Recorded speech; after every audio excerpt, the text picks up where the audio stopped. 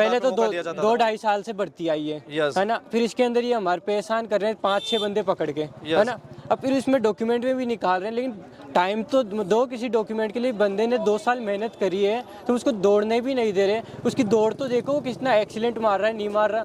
पहले ही आपने जज कर लिया कि नहीं यार इसके पास डॉक्यूमेंट नहीं, इसको हटाओ। पहले 2 भर्ती रनिंग पास आउट हूँ, पहले टाइम दिया था एफिडेविट में, अब बिल्कुल भी टाइम नहीं दे रहे। जय हिंद साथियों, अभी मैं आपके साथ सीधा लाइव जुड़ रहा हूं जयपुर से, जहां देश में अग्निवीर सेना भर्ती प्रोग्राम के तहत अग्निवीरों की सेना भर्ती कंडक्ट हो रही है, जिसका प्रारंभिक दिन यहां सामने आ रहा है। बहुत सारे इश्यूज की हम बात करेंगे, लेकिन सबसे बड़ा इश्यू बन के आ रहा है एक डॉक्यूमेंट का। जी हाँ, कई कैंडिडेट्स ऐसे बाहर आ रहे हैं जिसमें से आपने ये विजुअल देखे होंगे, जिनके पास चंद दस्तावेज उनको फिजिकल मेजरमेंट से सीधा बाहर करवा रहे हैं। हालांकि सेना भर्ती कार्यालय की ओर से पहले ही डॉक्यूमेंट की सूची के बारे में बताया जा चुका है, लेकिन कई कैंडिडेट्स ऐसे जिनके पास एफिडेविट की जो ओरिजिनल डॉक्यूमेंट है वो नहीं है, कई के पास मूल निवास, जाति निवास, और यहाँ तक कि कुछ इश्यूज ऐसे सामने आए जिनमें जनरल कैटेगरी जो कैंडिडेट्स हैं उनसे भी कास्ट का जो सर्टिफिकेट मांगा जा रहा है।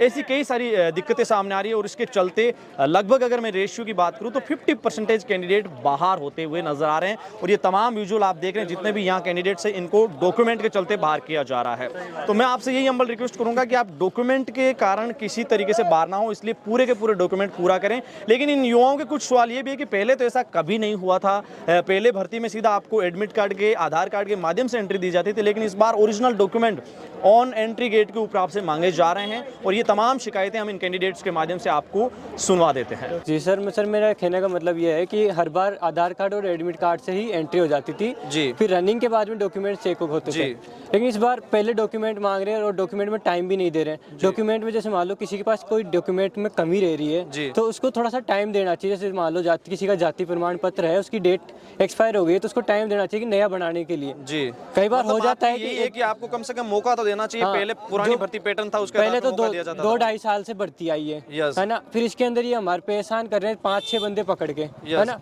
अब फिर इसमें डॉक्यूमेंट में भी निकाल रहे हैं, लेकिन टाइम तो दो, किसी डॉक्यूमेंट के लिए बंदे ने 2 साल मेहनत करी है तो उसको दौड़ने भी नहीं दे रहे। उसकी दौड़ तो देखो, कितना एक्सीलेंट मार रहा है, नहीं मार रहा। पहले ही आपने जज कर लिया कि नहीं यार इसके पास डॉक्यूमेंट नहीं, इसको हटाओ। इसमें क्या है, मतलब एहसान क्यों कर रहे हो? या तो भर्ती निकालो ही मत, या एहसान मत करो हमारे ऊपर। बस यही कहना चाहता हूँ, डॉक्यूमेंट्स के लिए टाइम दो।